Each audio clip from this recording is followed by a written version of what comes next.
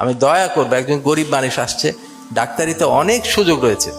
গরিব মানুষ আসবে, বিভিন্ন ধরনের মানুষ আসবে, তার কাছে দয়া করা সম্ভব হয়, এহসান করা সম্ভব হয়, ফ্রি করা যায়, অনেক কিছুই করতে পারেন, তাই না? তো এইভাবে যদি কাজ করতে থাকি, মনে হয় আমাদের ডাক্তারিটা আল্লাহ পাক কবুল করার সম্ভাবনা রয়েছে। ঠিক আছে, তো আল্লাহ পাকের এই গুণাবলীগুলি যদি আমরা নিতে পারি,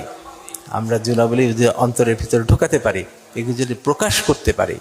তাহলে পারে আমার কাছে মনে হয় আমরা যে কবরে যাব, কবরে গেলে যে 3টা প্রশ্ন হবে, তোমার ধর্ম কি, ধর্ম কি, এটার উত্তরটা আমরা ইসলাম অটোমেটিক চলে আসবে।